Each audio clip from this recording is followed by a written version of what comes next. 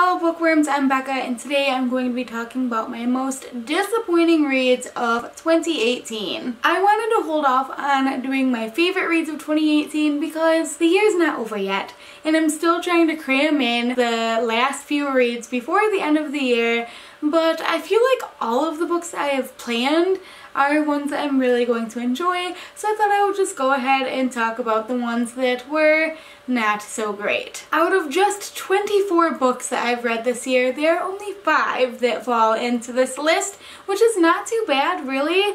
I just kind of wish I read more books this year. So without further ado, let's get into the ones that I'm probably gonna kick to the curb. The first one is Shatter Me by Tahereh Mafi. Everyone's freaking fave from a couple years ago, probably. It was okay, but I also just don't understand the hype. And I've had so many people tell me, just keep going with the series, it gets better, but like, I just don't get it. And when it comes to, what is his name even? Warner, whatever his name is, he's not a nice guy and I don't understand why people want him and Juliet to be together. I just don't get it. I don't understand. It makes no sense to me. They say that it will make sense in the second book, but honestly, I just don't even want to continue on with the series. The second one I have is really surprising to me, and it is The Upside of Unrequited by Becky Albertalli. I am a huge fan of Simon vs. the Homo Sapiens Agenda. I love the Simon-verse so much, but this one just missed the mark a little bit. We follow Abby's cousins, which is like, why? That's just not anything that I am really that interested in reading about. I mean, sure, we get some really amazing representation in this book and the story is okay, but I don't understand why I need to care about these characters. And to be quite honest, my favorite part of the entire book was the cameo from Simon.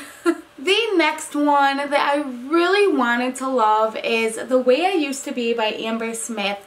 This is an extremely hard-hitting book about a girl who is sexually assaulted halfway through her freshman year of high school by her brother's best friend. In the remainder of the book, we follow the main character as she goes through her high school experience and tries to cope with this event that occurred that she never told anyone about. It makes me feel weird to dislike a book about such a heavy topic like sexual assault. I don't really know how to critique it in a sensitive way other than I didn't connect with the characters. That's really all there is to it. The story was okay, but I just thought that the writing and the characters were extremely juvenile. The next book that I want to talk about I actually already unhauled because I needed it out of my life. And it is Invincible Summer by Hannah Moskowitz. Hannah Moskowitz is one of my favorite authors. She's the author of Not Otherwise Specified. I went on a buying spree of literally every other book she has written. This one, it just wasn't good. The characters made no sense, the plot made no sense.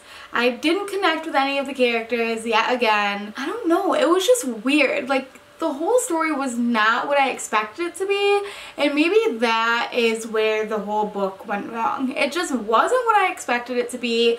It wasn't the story that I signed up for, and I didn't love it. And the last one is no freaking shocker because like a week ago I posted a half-hour rant review of Radio Silence by Alice Osman. I'm not gonna go too deep into my opinion because you can go watch that video if you want to see me literally screaming about a book for half an hour.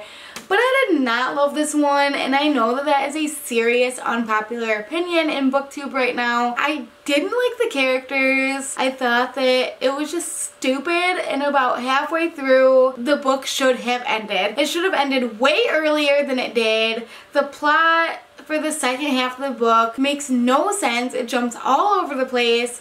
The characters are meaningless. Everything in the story is freaking meaningless and I hated it. That's all. So that's really it. It's a very short list, which I'm happy about because it's no fun to be disappointed by books, especially when I've read less than 30 books this year. So let me know what books were disappointing to you down below in the comments. If you want to try to change my mind on any of the books I mentioned in this video, feel free to do so, but I don't think it's gonna happen. So that's really all I got for you guys today. Thank you so much for watching, and I will see you tomorrow.